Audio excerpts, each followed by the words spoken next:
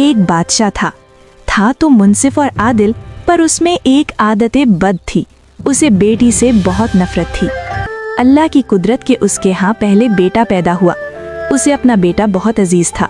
बहुत नाजो नियम और लाड प्यार से उसकी परवरिश हो रही थी। चंद साल बाद मलिका फिर उम्मीद से हुई। विलादत के दिन करीब थे, लेकिन बादशाह सलामत को किसी दूसरे बादशाह की दावत पर मुल्क से बाहर जाना पड़ा।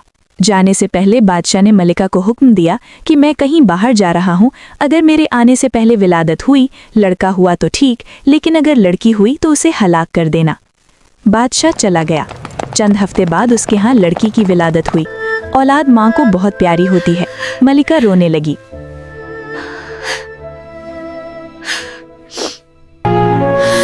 मलिक आलिया, परेशान ना हो, मैं आपकी बेटी को नहीं मारूंगी, मगर आप उसकी परवरिश के लिए अगर मुझे रौपे देती रहेंगी तो उसकी परवरिश अच्छी हो जाएगी। मलिका ने कुछ सोना, चांदी, जेवर वगैरह बच्ची के वास्ते थमा दिए।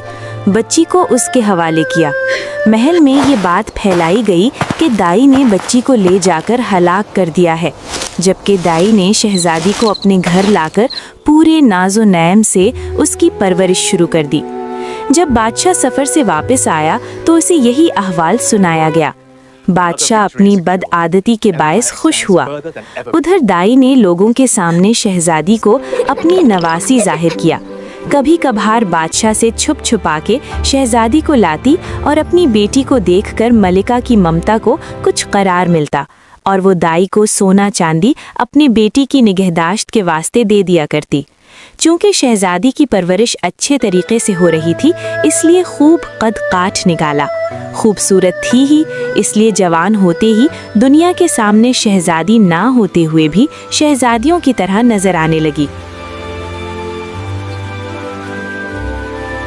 एक दिन बादशाह की सवारी शहर से गुजर रही थी।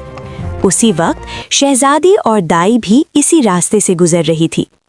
बादशाह की नजर शहजादी पर पड़ी। बादशाह ने पूछा,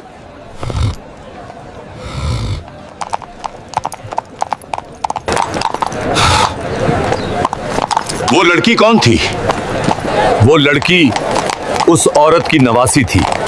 कल उसके घर मेरे लिए उससे शादी का पैगाम लेकर जाओ। मैं उससे शादी करना चाहता हूँ। दूसरे दिन बादशाह का वजीर दाई के घर उसकी नवासी का हाथ बादशाह के लिए मांगने गया। बादशाह सलामत।